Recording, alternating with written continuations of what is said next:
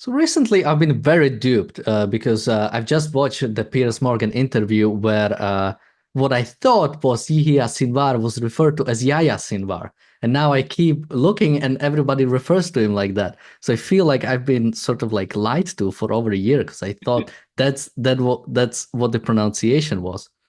But that should be the least of my problems today, because today we're going to be discussing Cenk Uygur's recent appearance on Piers Morgan with Mossab Hassan Youssef. Now, again, I'm confused because Piers Morgan Cenk Uygur has been mispronouncing Mossab's name the whole time.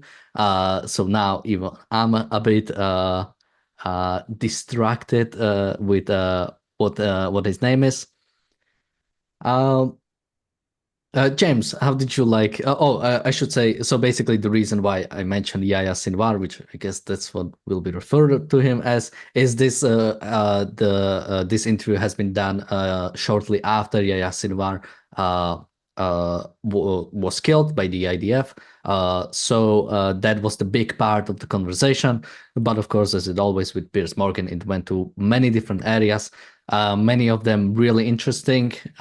Many times I almost find myself agreeing with Cenk Uygur. We just have a different values and different things we want to go for. Oftentimes we agree on facts, but he likes terrorism and I don't. So we sort of differ on the issue on the what should be done about something. But James, have you watched the interview, and any just quick thoughts before we go in? Just I could some general observations. I couldn't stomach the whole thing, but I did watch a good deal of it. And of course, Mr. Uygur is the hateful, disgusting, vile thing that he is. I mean, he is morally repellent. As you point out, he is a hater of Israel, no question about it. He is a defender of the worst kind of savage culture in the world today. But you're right, it's astonishing how you can kind of agree with the guy in some ways sometimes, but understand that he's in a different universe of values from our values, Daniel. And I think that will become apparent with just looking at a couple of clips. So we'll go into the first clip right away. Just one sort of observation, or something I've been thinking about is how do people like Cenk Uygur react when they hear the news about dying of Yahya Sinwar or dying of Nasrallah? Because when I hear it, I get happy, I get Yeah. excited. We're probably gonna talk about it, Good but people get happy when monstrous killers get killed, right, uh, Mr. Uygur? but he, in the interview itself, he sort of says it's good that he died because he was a terrorist. He wasn't a good person. He just had a bit of a problem with the way it was done and so on. But I always wonder, when it's just him and he hears the news, is it like, does he actually feel happy that, okay, good, terrorist died, or is it sort of like, okay, he was a terrorist, but like he was resisting Israel, so we kind of, we're kind of split on it. I don't know. It's just something interesting to talk about. But let's go actually to the first clip. So let me just pull it up, and there we go. So again, as always, we start about already like 4 minutes in. We cut out the first part, and we go to the first question. Cenk was asked. Not to go and attack, not to go into. And yet there is the head of Hamas, there is the person who ordered October the 7th. He's there. Does that not justify Israel's strategy in going in there? No, not at all. I'm going to answer that in a second, Piers. But you asked a really important question about does the end of Yahya Sinwar and Hassan Nasrallah mean that this should come to a close? That's the central question. And here, they have no more targets left. All of Hamas leaders are dead. All of Hezbollah's leaders are dead. In fact, Israel just bragged that they killed the whole new set of leadership of Hezbollah. So if all the leadership is dead, what are we still doing in Gaza? What are we still doing in southern Lebanon? And so the minute they move those settlers into Gaza, you'll know for sure that this had nothing to do with self-defense. All of it was an excuse to steal more Arab land. So let's be absolutely clear about that. So in terms of Sinwar being in Rafah and this whole Israeli propaganda about, oh my God, they use the civilians as human shields. First of all, we found out and reported by both Israeli and American press that the Israeli soldiers literally use Palestinians, including children, as human shields that they put in front of them to do the booby trap thing that that Mossad just explained. It's Israel that did that in this war and in earlier battles. They shoot, according to 100 American doctors that returned, they're shooting the Palestinian children in the head. An extraordinary amount of headshots. They've burned them alive, and now they're starving them in northern Gaza. Okay, they are starving them in northern Gaza. They are shooting them in the head. Oh, wait, we have someone special joining us today. Welcome, Razi. Hey, I just came here to ban the whole pronunciation as Yahya Sinwar from the channel, and then I'm gonna leave. But yeah, Wait, no. so what is the difference then? I really want to know. Why Well, is it's Yahya Sinwar. It's difficult. That's how they pronounce it in Israel. I'm not sure the Arabs pronounce it exactly like that, but I'm sure that's closer to the original. Anyway, yeah, we can dishonor him in other ways rather than mispronouncing his name. But anyway, now that we're on to you know, a still living member of the Palestinian community, let's call it that, as Mossab called him. Yeah, Cenk in that clip had a couple of moments. One was this moment that I often have when I hear people who are anti-Israel, which is, you know, a moment where I was wishing what he says is actually true, and that Israel is about to settle Gaza. We're going to talk about this. We're going to give it its own episode tomorrow, but yeah, this is not happening, and this is something the left always does with wars. I remember them telling us before Iraq that you know, this war is all about taking Iraqi oil. Now, whatever you think about the war, the oil has yet to be taken. So even to pay for that war that you know, took down a dictator in Iraq.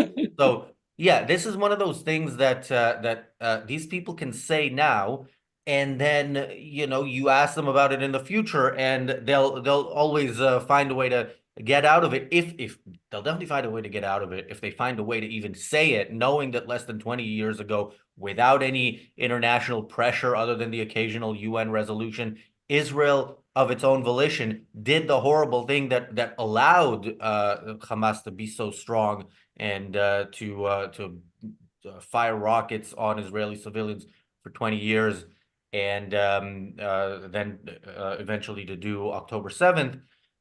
And yeah, so again, this would be a good thing, but what he's saying is, of course, not based in any fact. It's like directly opposed by Netanyahu's own statements, unfortunately. And again, that's not the worst thing that he said in those moments that we saw.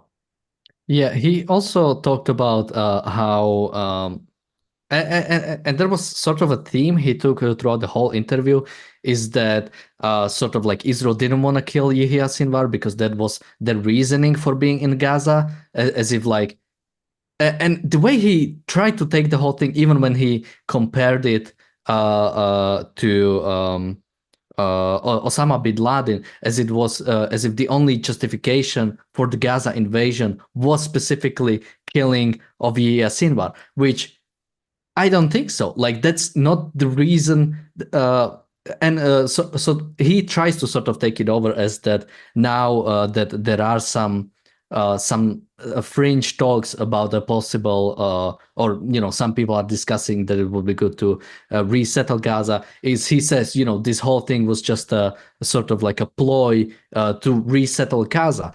But the fact is that, you know, the invasion is absolutely necessary. I mean, once I still don't understand this reasoning of people that you have a nation that declares war on you, that's existing right next to you, and what you're supposed to do is kill their leader and then go home and don't do anything about it. And like, okay, you guys give it another shot. You didn't kill us this time, but if you want to try again, we won't do anything about it. No, once a nation or an organization that is controlling a certain region declares war on you, you destroy it, and you see what is the best solution afterwards. Maybe, you have sort of like a World War II example when a nation literally had to be split into 4 parts and then slowly reintegrated afterwards. But no, sometimes as it was with the case of Israel when it was founded, when they were supposed to hold much smaller area, but once the Arabs decided that no,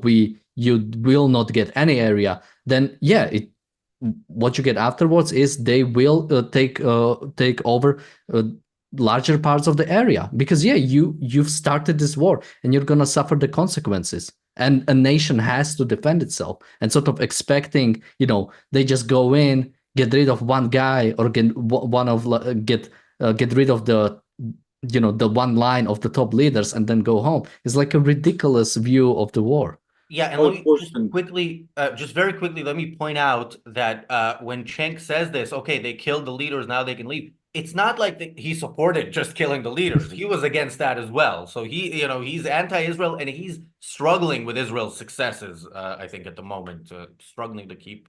He's lying. He is lying. He is lying. The hostages have not been released. When you say something like Hamas is destroyed and there's still hostages, there's no honest way to square that. Cenk Uygur, everyone, and the way he puts it, he states his position as though his position is an obvious fact, when the obvious fact to everyone is that Hezbollah and Hamas are still very much alive and well. There are still missiles raining down upon Israel. There are still hostages in Gaza. Hamas and Hezbollah are still active, alive, working, killing, attacking Israel. So what he says is outright lying. There is no honest way for Cenk Uygur to be saying what he's saying. Hezbollah and Hamas are still in existence, still open for business, still operating, still firing missiles, still holding hostages. So it's an outrageous lie that he's stating. And yet, when someone states a lie that outrageous, the normal attitude is you have to outdo the other person and how obvious it is. Obviously, anyone can see, well, no, Mr. Uygur, anyone can see that you're just a liar.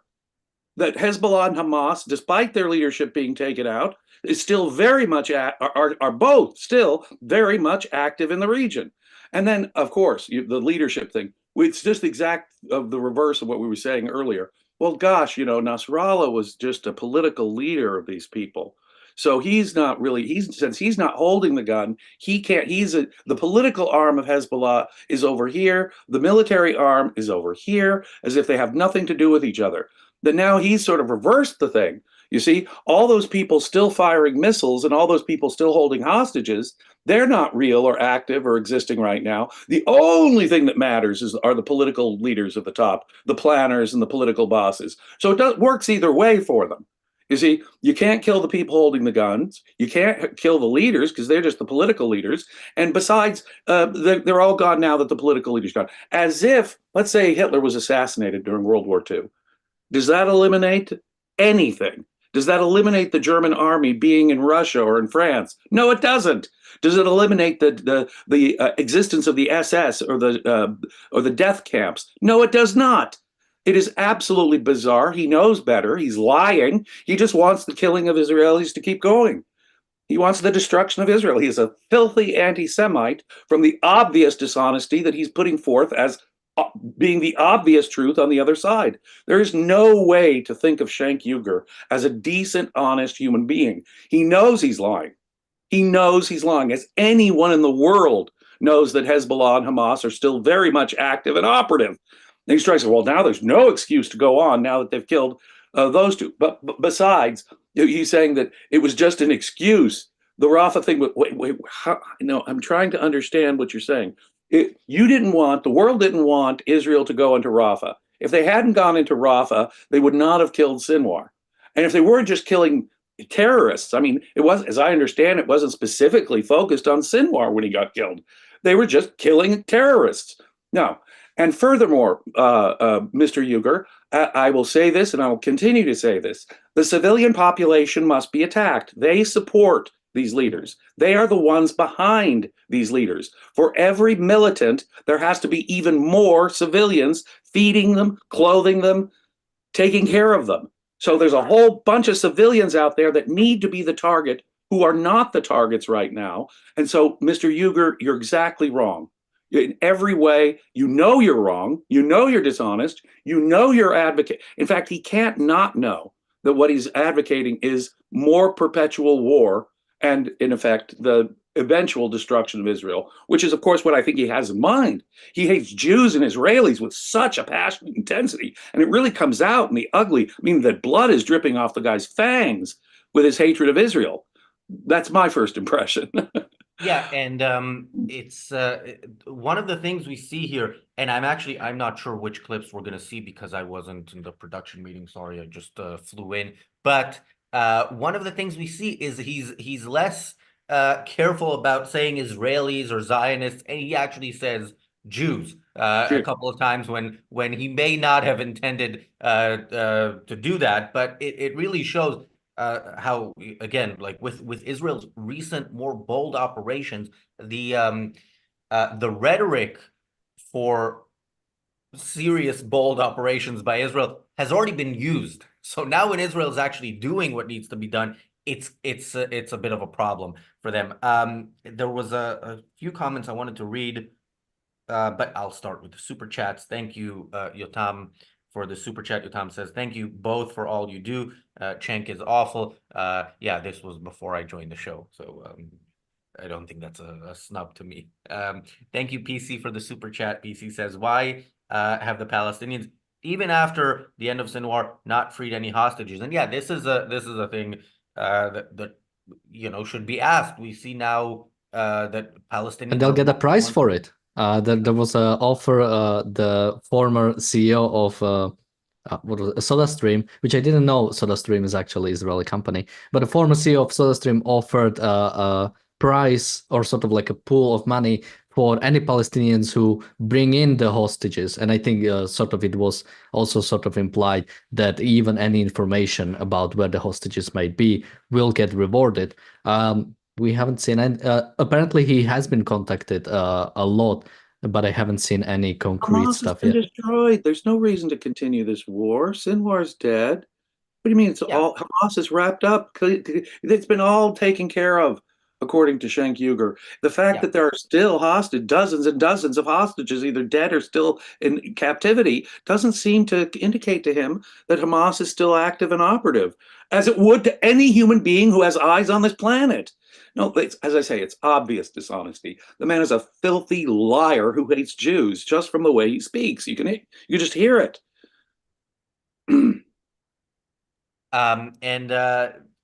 Yeah, so there is this question again. Like, it's not just the money. Yeah, okay, there's a reward if you release the hostages, but if you're suffering as much as the BBC tells us, why is there nobody among the Palestinians, not even unsuccessful attempts at fighting against Hamas, at releasing hostages who, again, are undoubtedly spread among the population? It's very likely Hamas doesn't really know where they are because they wouldn't, it's not like the entire organization will have that information because they want to keep that information Let me check secret. my beeper, my cell phone. And that's the thing. The people who had that information may no longer be with us. So, there's, the question remains about the Palestinians' supposed suffering and the fact that Israel needs to just stop this war, while, again, the Palestinians are continuing it and not showing any indication that if Israel backs off militarily, suddenly there will be a different attitude than there was on October 7th on the Palestinian street. I have been waiting now for more than a year for this Gazan starvation to take place. It hasn't happened. There's no evidence of it yet. In fact, there's more evidence that Israelis are sending in more aid, which will probably be diverted by terrorists who are still operative in the area. So what he's saying is just an outrageous lie. And further, he has to reverse it. Babies are getting shot in the head. Israelis will find it productive to just go around shooting babies in the head. But wait a minute here. He's got to sound like that because babies were intentionally burned and killed on October 7th. Children were taken hostage. So, because of the vile atrocities of the people he's morally defending, he has to turn this into a giant lie the other way around when there's absolutely no evidence. And of course, he will repeat the lies that Hamas has about anything and everything. So this guy believes the perpetrators of October 7th. Whatever comes out of their mouth is absolutely true. This is no different than the Nazi sympathizers during World War II who would believe whatever Hitler and Goebbels would say. They're just believing the propaganda crap that comes out of Nazi Germany, whatever they might say. Whatever they might say. And Cenk Uygur is like that. He's like a Nazi. He's like Tokyo Rose, defending Japan during World War II, accepting and repeating what he knows and can only know to be lies because they completely reverse the truth. No, you're defending the baby killers. You know you're defending the baby killers. Now you're making up lies about Israel being baby killers precisely because the people you're defending were in fact baby killers. Now, I can't imagine evil at a more spectacular level than that. Honestly, you'd have to be the baby killer himself, in my mind, to even rank with the kind of evil that Cenk Uygur is. I know it's being pretty harsh on him, but this man is truly evil, all the way down to his bones, evil. He is making up lies about baby killing to defend baby killers. Now, I can't imagine anything more despicable. Yeah, and again, the shooting babies in the head thing is because, like we said, Israel has stepped up its operations. The rhetoric can't really be stepped up. So that is what he's doing here, and basically very much resembling past efforts at turning people against Jews. So he's not even original in the way that he does what he does. But well, we don't expect that from him. Somebody in the chat says Cenk's motherland just attacked by his beloved friends. We don't know. I don't think we know who the terrorists in the Ankara terrorist attack are, but yeah, I'm still waiting for Cenk in response to condemn Turkey and accuse them of genocide. I'm sure that's coming any moment now.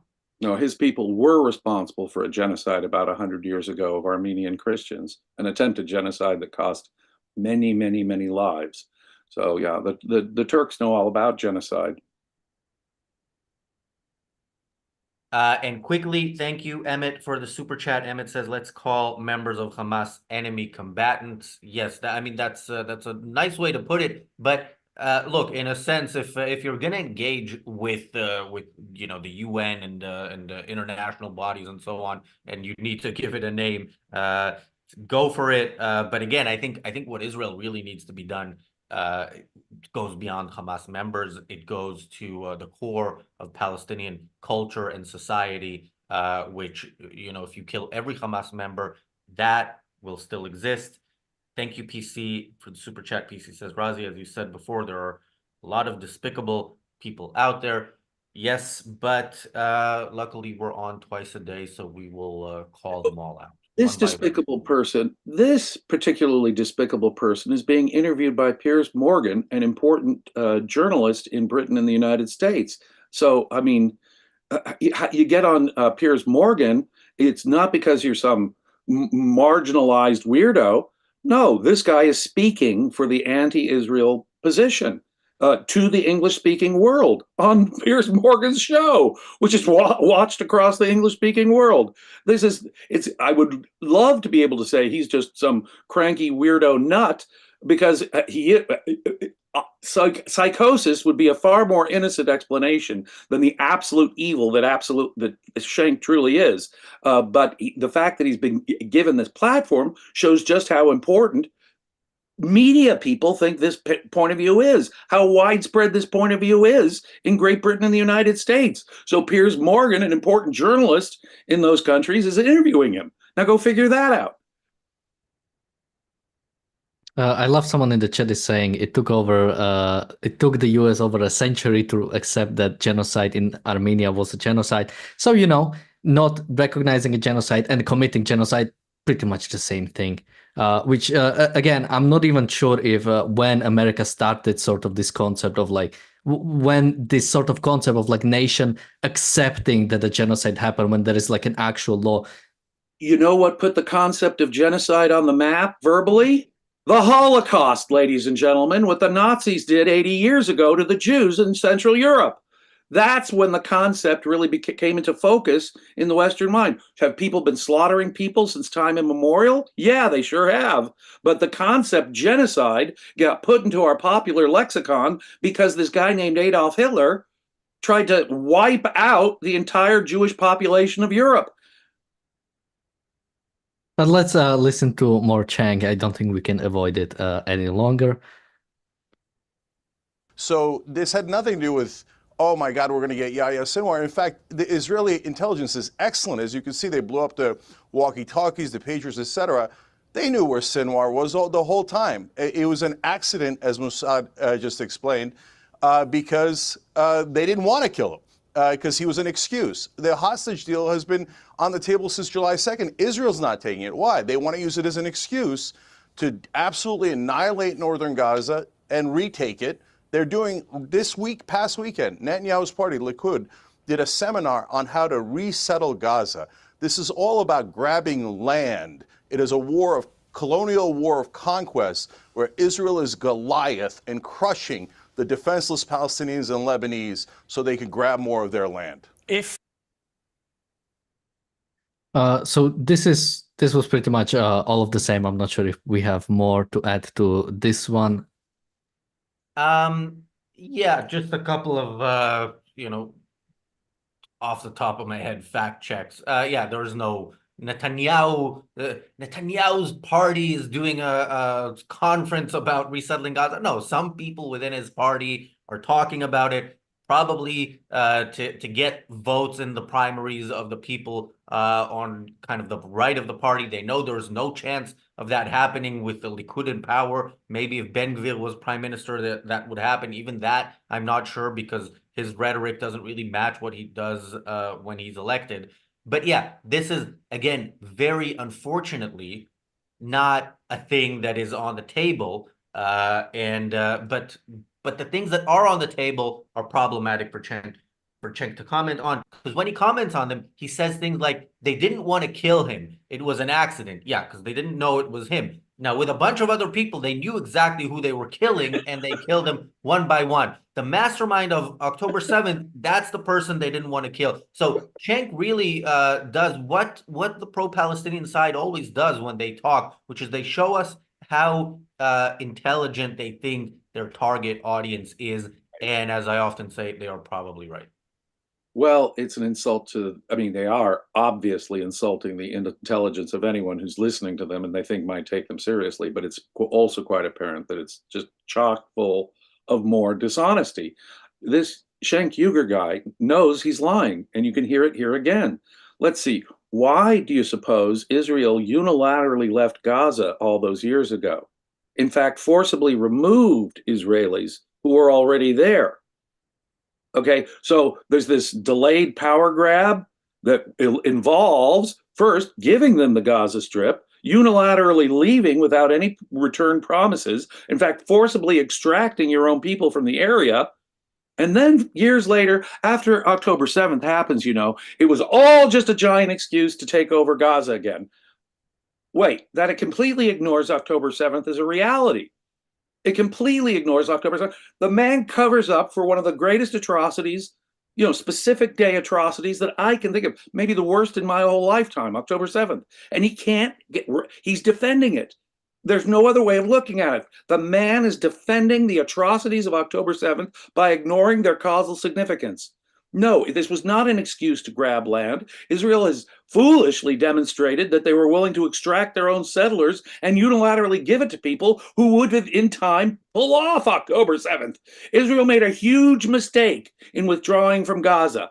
But, Mr. Cenk, you know perfectly well that Israel unilaterally left Gaza and forcibly removed their own people from that. And you know that what approximately happened was, about a year ago, women were systematically raped. Children were killed in front of their mother's eyes. Hostages were taken, along with 1,200 innocent people killed.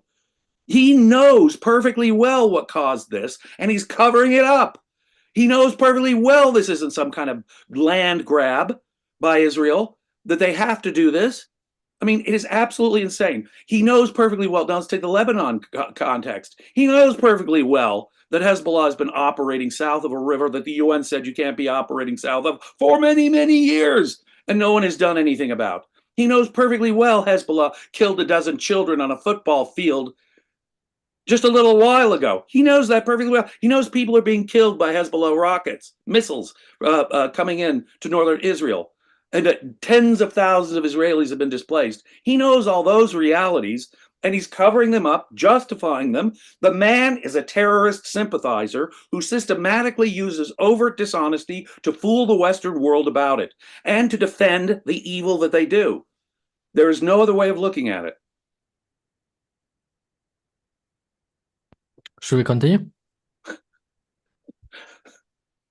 Sure. I am incredibly proud to bear that name. Thank you for making me an honorary Palestinian. The whole world should be honorary Palestinians for the suffering that they have gone through and the brutal slaughter of the Palestinians at the hands of the Israelis. So I don't want the audience to get confused. Mossad is an Israeli agent. He's a turncoat. He doesn't believe that the Palestinians should exist. But it's okay. I don't have to clarify it much because he just told you.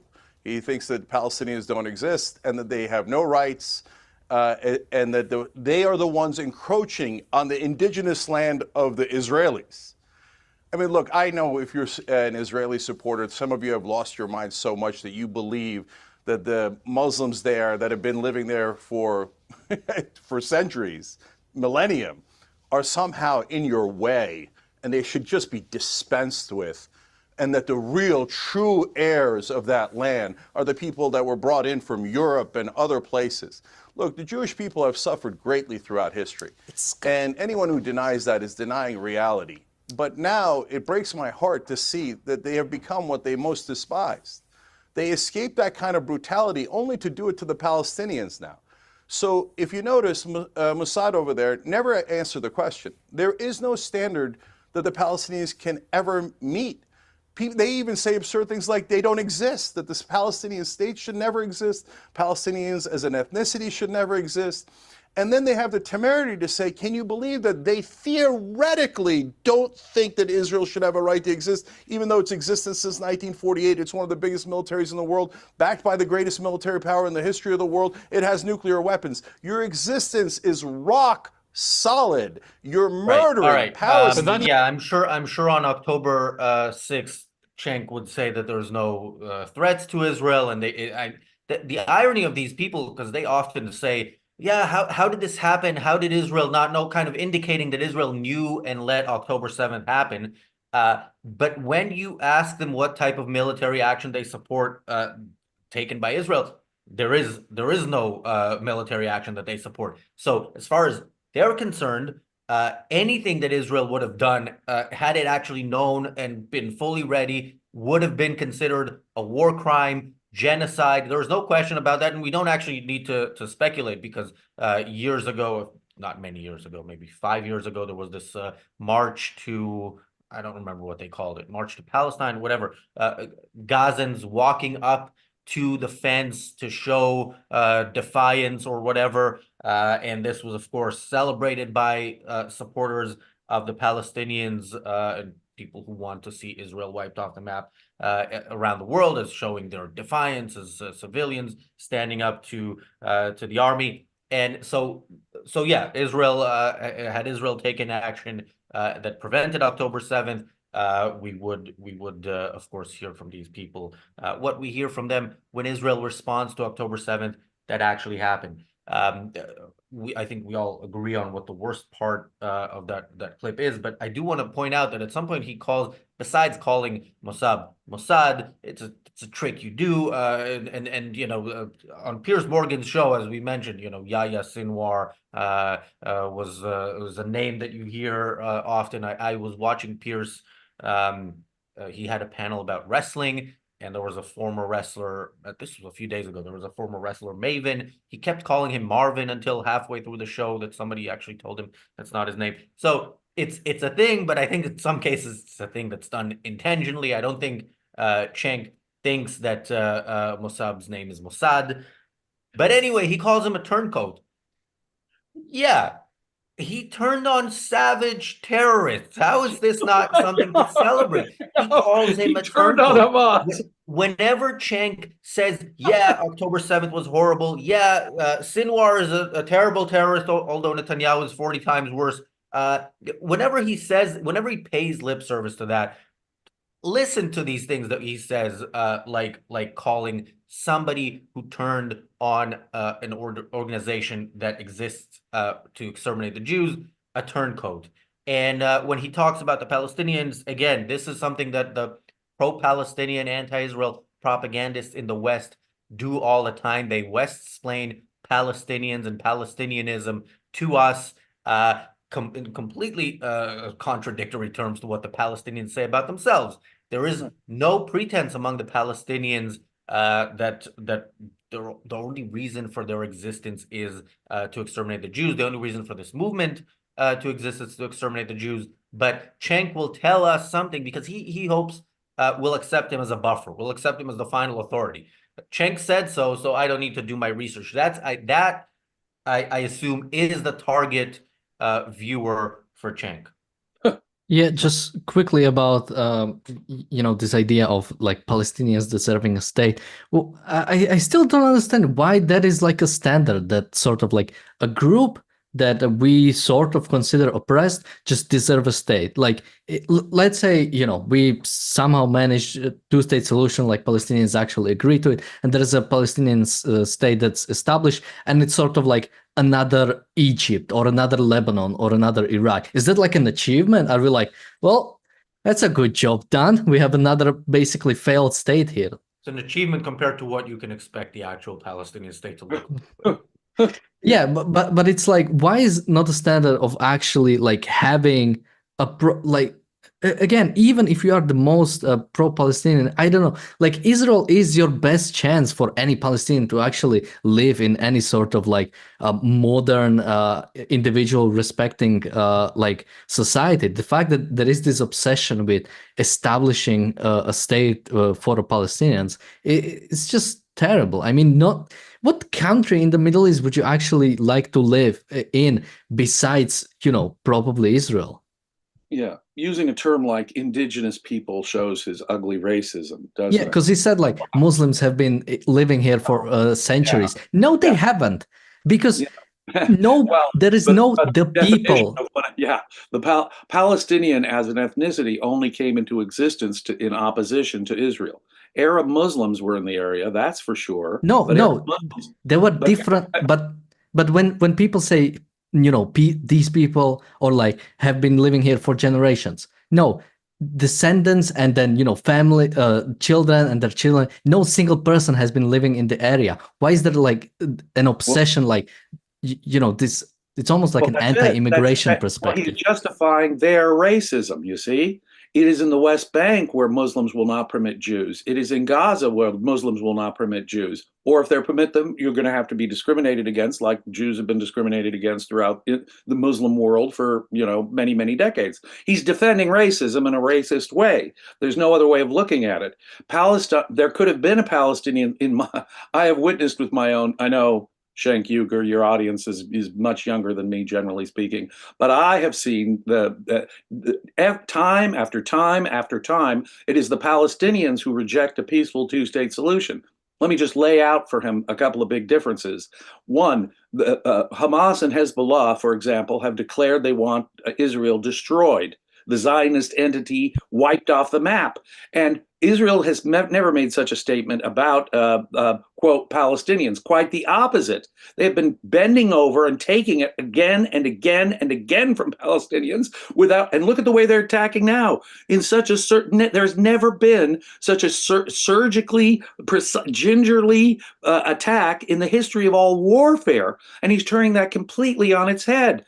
No, Palestinians should welcome the existence of Israel, should have no problem with Israel if they want peace, if they are civilized. No, he's defending their racism, their violence, their savagery. He knows perfectly well that if the Palestinians had their own state, which they've been offered many, many times, that they would end up probably looking something like, Iran or Saudi Arabia, actually, in their absolute, the way they oppress women and gays, and we've said it many, many times. But there are Arab Muslims who live in Israel, have rights. No, the Palestinian people exist. The concept Palestinian means Arab Muslims in the region who want to kill Jews. That's what the concept really fundamentally means, Palestinian. It's not a genuine ethnicity at all. It came into being only because of certain people's murderous opposition to Israel. The standard is really easy, Cenk. All Palestinians have to do is say we're going to be civilized. The minute Israel left Gaza, okay, not the minute, within 3 weeks of the Israel leaving Gaza, they were firing rockets into Israel. They took no effort, no steps to make their place a peaceful, decent place for their people to live, as I've said many times. But what they did do is before a month was out, they were firing rockets on Israel. The minute Gaza got its independence. The fact that Israel left Gaza should tell you what Israel's true intentions are. You guys can have a state. Show, do, go. And the minute they get their own territory in Gaza and Israel forces their own people out, they're lobbing missiles, they're lobbing rockets, excuse me, they're not sophisticated missiles as blood is, but they're lobbing what rockets they do have on those little RPGs into Israel within a month of Israel leaving Gaza. So he knows how perversely he's twisting the truth. He knows the exact opposite. He knows, I'm going to say this again, he knows perfectly well that Bibi Netanyahu would perfectly welcome a peaceful Palestinian world around him, and that the Palestinians have rejected time after time after time the offer for a state. I've lived through it for decades. In the 70s, in the 80s, in the 90s, in the 2000s, the implication was, look, all you guys have to do is say you're going to live in peace with Israel. We'll recognize a two-state solution. How many times has that been offered? How many times has it said, no, we prefer to just destroy Israel? And the human shields his baby, he knows he's lying. He knows they use hospitals and schools. He knows they don't wear uniforms, at least Hamas doesn't. He knows perfectly well that Hamas are the ones who use human shields on purpose and intentionally. And then he has to flip the script and blame Israel when there's absolutely no similar evidence on the other side. In fact, quite the contrary. Israel is pulling its punches, if anything. And that's the whole point that he's trying to do. Israel should pull its punches because it's the Goliath, you see, because its existence is assured. Really? Really? Israel is a teeny little country surrounded by bigger, more populous countries. It's true they're not as economically or technologically advanced because they have a savage culture. That's what he's defending, the savagery of the culture, specifically. So he's got a racist argument chock full of lies, and it's designed to get people to be paralyzed and allow for exactly what he says is impossible, the destruction of Israel, which is very, very possible. They are a fragile island of civilization in a world, in a sea of savage violence that is out to get them in particular. And his failure to recognize that can only be seen as, again, dishonest anti-Semitism. He must hate Jews so intensely. I can only presume it's part of his Turkish background or his the leftist background or combination thereof. But there's no question this man is a flagrant liar. Piers Morgan should be ashamed for giving him a microphone. Should be ashamed for giving him an important microphone in the English-speaking world. But the man hates Jews and wants them dead. He defends murderers. He defends terrorists. He defends the equivalent of Nazis in our time. He is truly evil, a human being. And there's no other way of seeing it. And Piers Morgan gives this guy a chance to get out there and argue it. And yeah, as Razi says, the turncoat is the guy who betrays Hamas. Okay, so being a traitor to Hamas is the problem, is the evil thing here. Whoa, you can really see just how twisted and evil and dishonest Cenk Uygur is. There's no nice way of looking at it because he cannot be honest. He must be a liar. And the motive for his lies must be a defense of horrific violence against Jews, because that's precisely what he's defending. Someone in the chat says it runs in the family. I don't think anyone runs in their family. But let's But it is let's not genetic. No, you're not born to this, but it is a cultural thing that you might have inherited. And that is how, unfortunately, bad ideas do get transmitted, is from generation to generation through moral education. Through moral education, ladies and gentlemen. And there's no option about whether to be philosophical. We all need a philosophy. We all operate on generalizations we have about the world. And either that philosophy is based in reality and reason, or it is based in the ugly mysticism that dominates the Middle East today among Muslims. It's just that simple.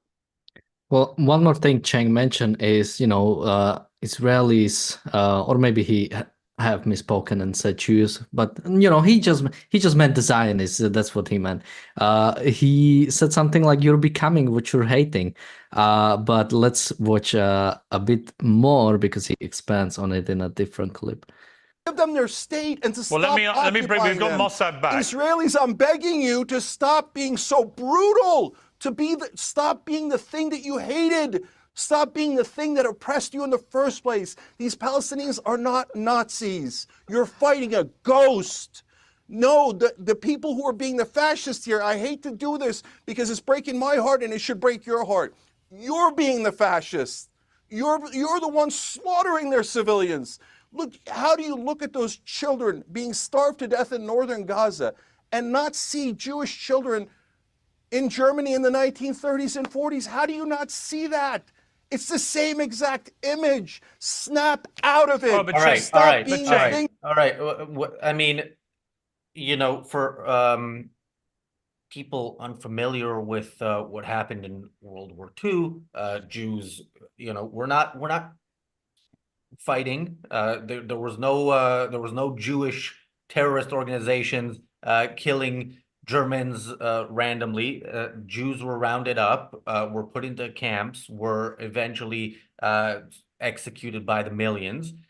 And yeah, if you see videos of from when the camps were liberated, you'll see basically living skeletons, like humans who clearly haven't eaten for a while. There are no such pictures from Gaza. So I don't know what exactly Cenk is talking about when he's encouraging people to look at the pictures of the children in the north of Gaza. The children in the north of Gaza, first of all, are eating well. They're not having a great life. And that's because their parents chose to dedicate their life to repeating what the Nazis did. So when Cenk does this, again, he's well aware of what he's doing. He is siding with the people trying and saying that they're trying to end the job that Hitler started. So it's Cenk is clearly speaking to a Western audience. He clearly wants to, bring down his betters. He's not looking to encourage people who are already on this side of things. But it's really astounding. First he says the Jews were the victims of this, and now the Jews are doing the same thing, and now he's giving specifics, but specifics that do not exist to back up his point. Oh, yeah, it's lying. Once again, it's obvious that he's dishonest. I mean, lying on such a vast scale that anyone who opens a book can know. I mean, where you started was brilliant, Razi, because obviously the Jews weren't involved in some attack on innocent Germans in the Weimar Republic. Oh, yes, all these Jews are attacking Christian Germans. And what? It's absolutely crazy. And then to compare the two, my God, anyone familiar with the death camps, I mean, and to say it's the same thing, that shows just how dishonest and evilly despicable this man is. The fact that we always make the statement, be careful with any Hitler comparisons, because, there was really only one Hitler. I mean, you've got to be a really horrible mass killer to even be compared to Hitler. And so Hitler comparisons are probably not reasonable and fair under most circumstances. This guy is willing to make that kind of Hitler comparison on purpose when it's obvious he knows the difference, and he's just accepting Hamas's lies anyway but there hasn't been starvation in Gaza. Unfortunately, there hasn't been hunger at all. Even if there were intentional hunger used, it would be a proper act of war in this case. I have no problem starving Palestinian civilians right now. They would surrender all the quicker and it would be better for them. But alas, there has been, you know how we know that there hasn't been starvation? There hasn't been any such reaction by the population. Oh, geez, we're starving. We got to stop all this. We'll give you back the hostages. No. The population is holding those hostages in part, covering up for those Hamas operatives that are holding those hostages in part. And the population itself actually believes Nazi beliefs. The third and final coup de grace point you made there was absolutely correct. These people are the anti-Semites. These people are the racists. These people have, it's obvious that Israel is not targeting people because of their race or their religion, as the Nazis did. And it's equally obvious that the so-called Palestinians are doing precisely that, targeting people because of their collectivist, racist, mystically grounded beliefs. No, the obvious comparison is the Nazis to the Palestinians, sir. They're not only anti-Semitic, they engage in atrocities like October 7th. No, Israel would be happy to live in peaceful coexistence. He pretends as though Israel hasn't continuously made the offer, only to have it thrown back in their face by the current Palestinian leadership of the day. The Palestinians could have had a peaceful state long ago. It is obviously the intention of Israel to live in peace as much as possible with their neighbors. I mean, long ago, 50, 60 years ago, Israeli leaders were saying, look, if we disarmed, we get destroyed. If they disarm, there's peace. And it is that simple. Cenk Uygur knows this. He knows this perfectly well. And again, all you're hearing from his mouth, spewing from his mouth, are upside down lies defending the Nazis of our time with this very language. And because the Jews were, 6 million Jews approximately, were slaughtered, civilian, mind you, civilians, you point out, children, business owners, ordinary people who just happened to be Jewish were rounded up because they were Jewish, not because they were attacking Christians or Germans or anything else. And to compare that to what's going on today in the wake of October 7th shows you just how despicably evil this Cenk Uygur guy is. I mean, if he actually believes half of this, he is a psychotic who should be put in a hospital someplace, but he doesn't. He's a liar, ladies and gentlemen. He is a liar who knows he's defending evil. Just quickly, thank you, Dave, for the super chat. Dave says Cenk Uygur is so full of, I assume, shit. He should just paint himself brown. And somebody whose profile logo picture thingy appears in brown here is one of our, I think, our most active pro-terrorism person in the chat today. I want to address a couple of things he says. So one is, honest question, did anyone think it would take over a year to release the hostages and defeat Hamas? Well, we could give an answer now, but we can also tell you to go watch the shows we did on October 7th while the attack was going on October 8th, on October 9th. Yes, we said Israel, unfortunately, is not going to fight this war properly. So the hostages, of course, you know, it's probably near impossible to release all of them without a major capitulation that allows Hamas to stay in power. But yeah, we knew that Israel will not do what's necessary to defeat Hamas, although again, last few months, things are looking better. And the same person, just so you understand who we're dealing with here, has a few comments. The UN has stated over half of Gaza is in famine. The IPC has a report on famine classification in the Gaza Strip. Something else we've been talking about on multiple episodes here, because the UN doesn't have one report on famine in Gaza. The UN does this every few years, sometimes less than that. And we did a show where I started the show growing. Yeah, we did a show a few months ago where I started the show basically reading headline after headline from the past couple of decades about how famine in Gaza is imminent, or they're already starving. And it's been genocide, Rossi. It's been genocide for 20 or 30 years as their population explodes. Yeah, and again, there's not only kind of starvation and genocide where your population can grow like that. So yeah, not only can they not provide evidence for that, but of course, Israel, unfortunately, is sending in enough food for the Palestinians to be well fed. If there is any place in Gaza where Palestinians have no access to food, it is because Hamas is withholding that. Hamas And takes this stuff, people. You and know and that, and, right? and by the way, the fact that the famine accusations are against Israel tells you that anybody who's supposedly pro-Palestinian doesn't care about the Palestinians at all. No. This is about killing Israelis, killing the Oh, Jews, getting rid oh of the yeah. Jewish state, Oh, and they're and happy to use the civilian population, as I say. They're the ones intentionally using it and using it in propaganda and rhetorically. Cenk Uygur is one of those. You see, by reversing it like that, he is actually doing what Hamas is doing, using Palestinian babies. I mean, look at the ugly way he uses Palestinian babies as human shields rhetorically. And it's just filthy ugly. And it puts Palestinians, by the way, who might be innocent, Palestinian babies in particular, at risk when he does so. There's no question about it. There's no intentional famine going on. Israel keeps shipping stuff in. America wanted to ship stuff in. We try. Hey, and by the way, gosh, this open air prison that they call Gaza. What about Egypt? What about the Egyptian border with Gaza? Was Egypt starving? Was Egypt involved in creating an open air prison in Gaza? Because after all, they share and have shared a border with Gaza all this time. So no, it's not the Egyptians, it's just the Israelis. And I don't see any Egyptian convoys of food. Well, I guess there should be, and maybe are, and I'm not aware of it. But I do see Israeli convoys of food aid going in all the time, and Hamas taking it. So when he's talking about starvation, what he's saying is, you must feed Hamas, you must feed Hamas, because Hamas is the one taking all of this food aid, as you might imagine. So all of this food aid is on purpose designed to keep Hamas surviving. It's pro-Hamas. That's what it is, because he knows the food aid goes straight to Hamas and doesn't really affect Palestinian people. But that's okay with him. He is the one indifferent to Palestinian babies. Utterly. He doesn't recognize how hospitals and schools are used by them.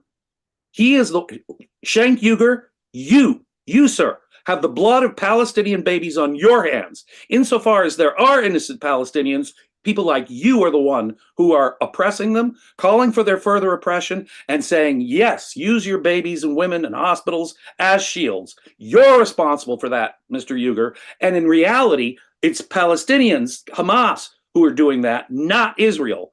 And by twisting it like that, sir, you are doing no favors to the, quote, Palestinian people. In fact, you're encouraging the use of babies as shields. Yeah, I think you guys summarized it well. I mean, just to sort of go back to what he started with, saying if you look at the Palestinian children, don't you see the pictures of, the Jewish children in Nazi Germany? As someone living in Slovakia, we oftentimes, because it's close, okay, this means something different. From school, as an educational event, we go to Auschwitz. So I've been to Auschwitz 2 times. Do I see the similar pictures? No, I don't see children being locked up in concentration camps, actually being starved, actually being, just riled up in. I mean, it's hard to even describe it, like, put on trains and just going to one location. My town where I live, whenever I go to a supermarket, I go by like a Jewish memorial and I go by a synagogue. There are no more Jews here anymore. You don't see that in Israel. If you go around Israel, you'll see Arabs all over the place. You'll see them still living there. Like, it's hard to even describe. It's just not the same. And the fact that he dares to make that comparison, it's truly disgusting. I mean, there's nothing else to say about that. Disgusting. I mean, despicable and vile and evil. I mean, I can't. Piers Morgan really giving that evil man a microphone. I mean, I understand the news because there are people who say things like that he does, and I suppose they need to ask someone like that. But this is a truly evil man, a man defending the atrocities of October 7th, because that's exactly what Cenk Uygur is doing. Whatever noise and wind may emit from his mouth, the man is actually a hater, an anti-Semitic hater of Israel, and twisting in the most vile racist ways a defense of October 7th. As I say, that's the only way of looking at it. I just want to say the person in the chat talking about famine said that there was some article with some picture of a child. Where is this? Yeah, something about a picture of a starving child. Now, oh yeah, yeah, has a photo. The Political article has a photo of a starving child. Now, we talked about that as well on the show. There was one photo of one child who looked like they were starving, and it turns out they have some sort of disease that is the reason why they're like that. But that doesn't matter. The Politico article had a picture of a starving child. Therefore, Therefore, the terrorists who want to exterminate the Jews are the good guys. This is the logic that we're dealing with, which is why we should be even more terrified that this is not some fringe movement, the pro-Palestinian movement, but actually something that is no, unfortunate. but I want to see a bunch of Palestinian babies who were intentionally and systematically slaughtered, which is what Cenk Uygur claimed. When he makes his dishonest claims of atrocities, no one asks him to back it up at all. He can just get away with these kind of vile racist lies, defending the actual perpetrators of atrocities by turning it upside down like some twisted Tokyo Rose. That's exactly what he is. He is a defender of evil in our time. Full stop. Yeah, and the person just added, I was asked if there is a single starving child. This was the evidence I gave. Well, thank you for that. That is Insufficient evidence of widespread starvation. Let me tell you. Yeah, and there are plenty of reasons why people maybe look malnourished too. There's malnutrition in lots of places. The question is there mass starvation? There's no evidence of that. None whatever. It's not a plague, a famine, a genocide. It's not apartheid. It's not racism. You use all these words precisely because, guess what? In the last century, it's really Jews who were the primary victim of those things when they really happened.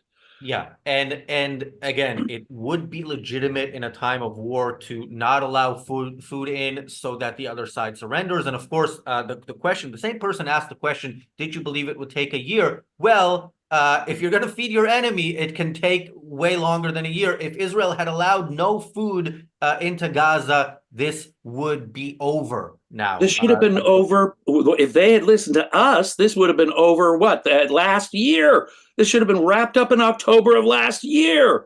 What the hell have we been doing? Why are we even here a week later? It's because they didn't, because they were so concerned about civilians. It was because they did. My first comment, I don't know what the first show I was on, October 9th or something, October 8th. My first show, I was saying, I don't understand why Gaza City isn't already rubble or rubble within 2 or 3 days. It's because of that whole pulling your punches attitude. If there is civilian suffering in Gaza, it's because Israel, one, pulled its punches, and two, Hamas wants to use their own civilian populations for propaganda purposes, even when they're not starving. Wrap up. So we've heard a lot today from Cenk. If you want to see or hear more for some reason, you can find it. I'll put it in the description. The most recent discussion. We didn't discuss Mossab at all. There were also a lot of things we didn't cover. Like he spent a big time telling about how he worked for Mossad, which I want to check with us. Is that even true? When I looked up, he worked for Shin Bet. Did he work for Mossad too?